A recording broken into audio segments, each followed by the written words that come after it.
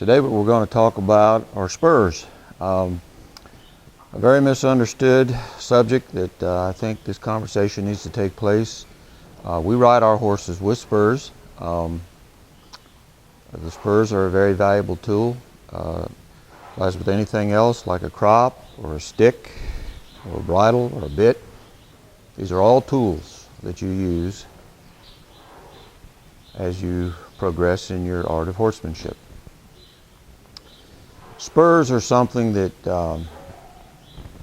are used for many different things.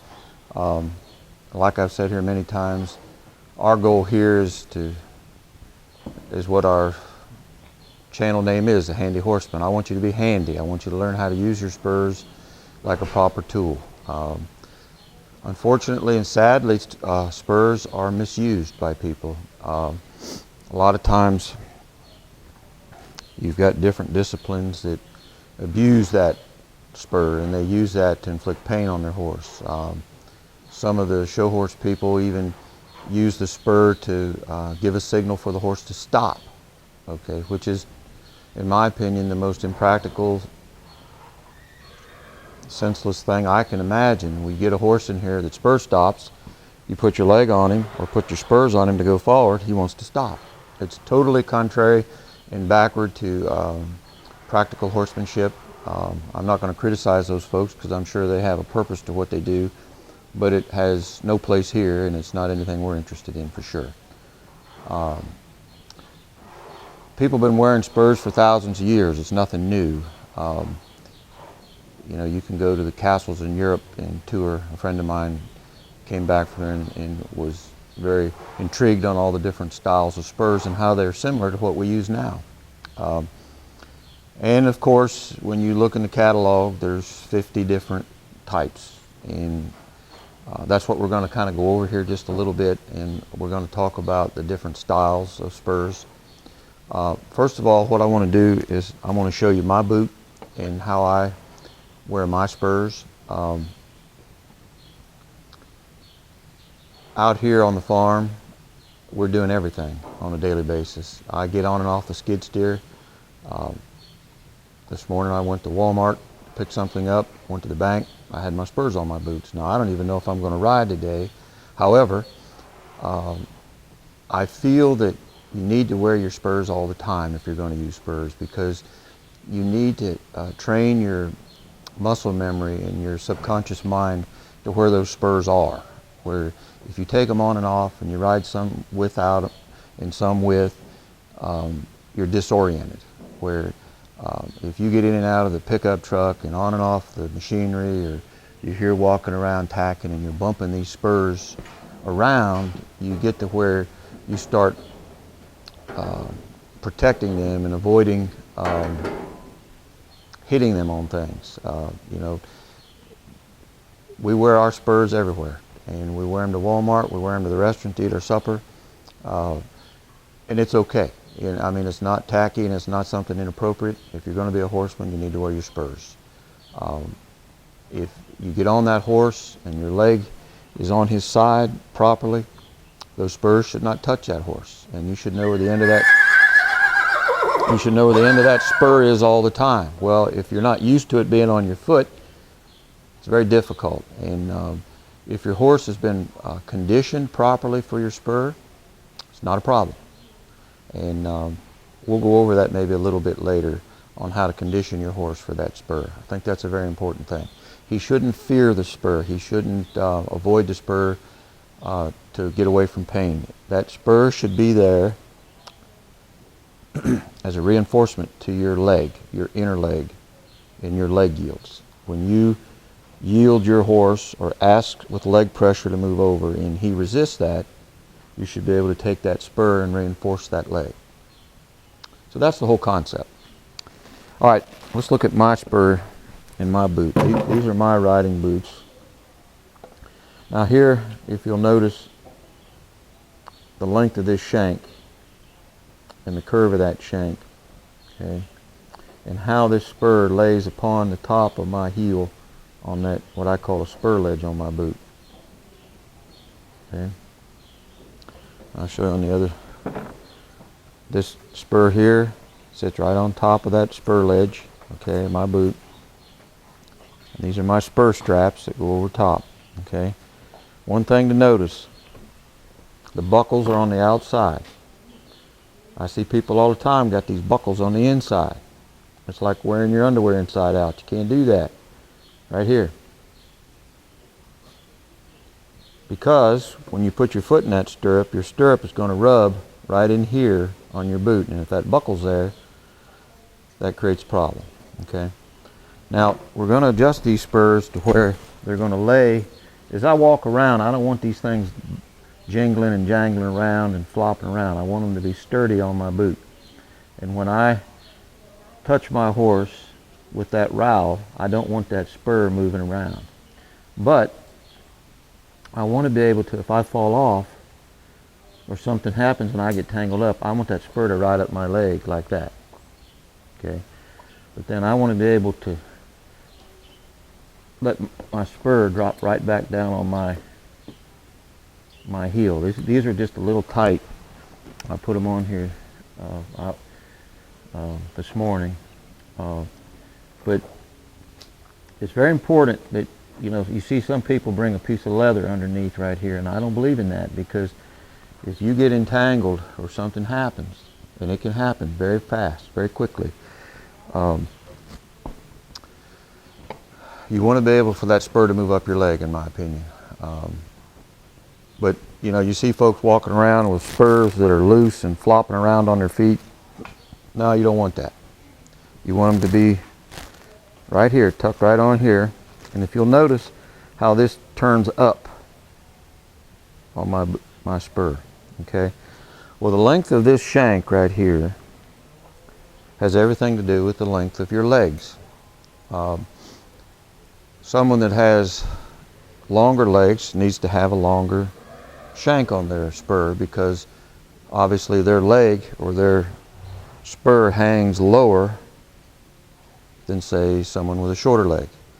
So that's why you see all these different configurations and different shapes of spurs. You know, what you have to do is try to adjust your spur on your boot, so when I put my foot in my stirrup and I sit on my horse with a flat leg, I want, when I turn my leg to move that horse, I'd like that spur to be about an inch or so off his side. And when I touch him with the spur, I'd like to see it where I have to reach a little bit with my heel, work at it a little bit. You know, years ago, it used to be, I had a longer set of shanks, and every time I turned my leg, I'd touch my horse with my spur. Well, my horses got real handy about that. However, it got to the point where every time I sold a horse, if somebody didn't wear those spurs, they couldn't ride that horse. So what I started doing then is to be able to turn and use my leg pressure and then reinforce with the spur, and that works much, much better. So if as you adjust your leg and your leg length to those spurs, I don't know, these are like maybe 1 3/4 or 2 inch. Things to note: the more little points on a spur, actually, the milder they are. The larger the rowel, which is this little circle thing here, the larger that is, the milder their spur. So you see great big rowels like this, actually they're mild.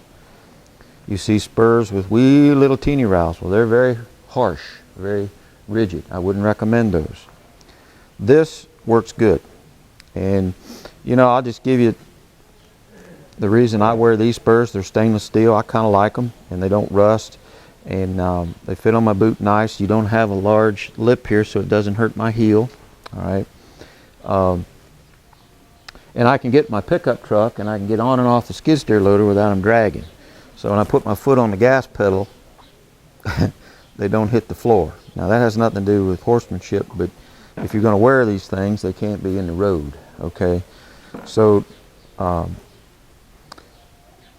if, say, you're a person, some of the ladies have shorter legs, and we'll have little short spurs. I'll show you here some different styles. Okay. This is a bumper spur that I provide for a lot of people. And if somebody's not used to using spurs, all that does is just reinforces your heel and your leg. Very mild. And this is perfect for a person, you know, 5 foot tall or 5'2", that their leg's going to be up on the horse's side a little higher. Okay. This is a set of spurs here that we have for sale here that they fit on your boot. Got a medium-sized rowel. I'll shut my phone off here. Go on, Bear. Go on. Go on. So this would be for a person about, I would say, up to 6 foot tall, probably. This is a very inexpensive set of spurs that we have that, you know, they'll fit on your boot nicely and they'll fit comfortably on your spur ledge of your boot. And I'd say about a 2-inch shank right there, up to about 6 foot tall, I would say that person would be. And then these are a pair like I'm wearing. These are stainless steel, okay?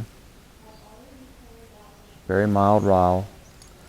And if you get a set, try to get a set that this pin right here, you can take the pin out and replace that rowel.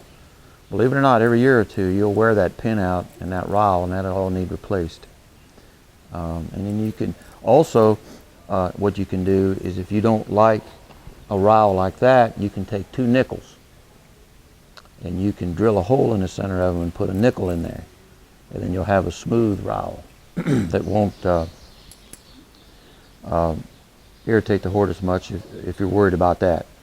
I've seen that happen. And actually, these rowels are $1 a piece and the nickel's only 5 cents, so that's kind of a good deal. So now what I'm going to show you is how to fit these spurs for your boot. Brandon, if you can see how these spurs are bent out a little bit. Well, what we did is, when you get a new set of spurs, what you have to do is you take 2 crescent wrenches like this and you adjust them and you put them on your spur like this and you bend in shape. So you might want to spread that out, and then you want to spread this out like this, fan it out. So when you put it on that boot, see how tightly that fits on my boot? So that tells us what we have to do is put our wrenches on there like this, and we'll spread that out. And then we'll fit those like this. And then what you want to do is stand on that spur, and you shouldn't feel it on your heel, because if you feel it on your heel, it's going to rub you a blister. You'll get a sore heel. See? And then that's kind of bent out, and then I would probably take this a little bit more like this, and I bend that, and I tip it out, so when I stand on my heel expands, and it's a little wider at the top than at the bottom. And then what that'll do is that'll fit on my heel. I can spread it out a little more, like that.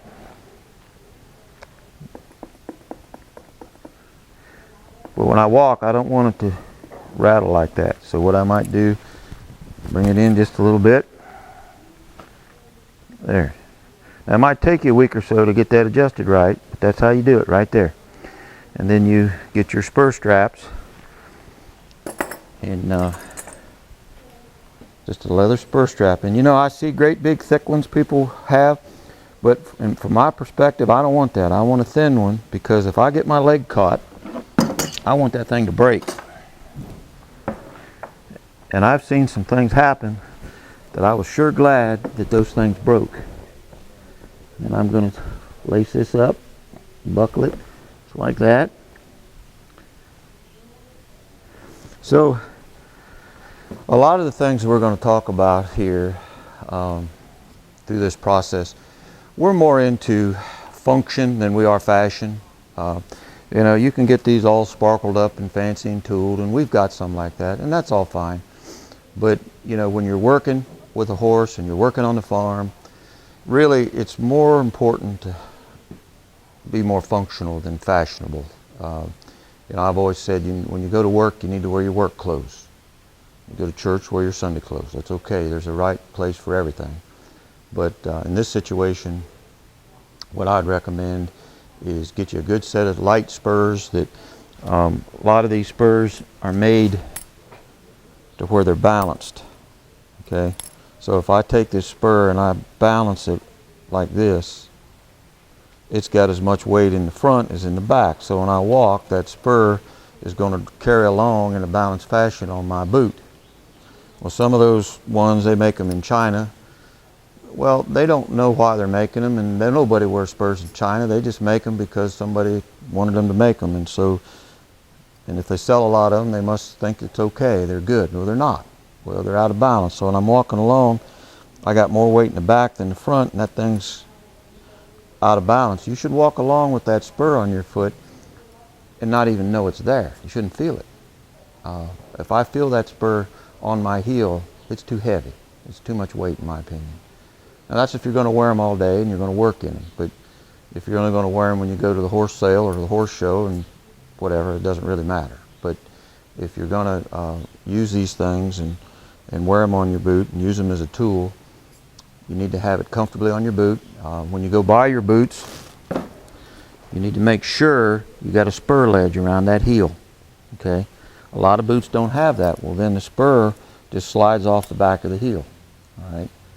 So these are Justin boots, and most all Justin boots have a spur ledge on them.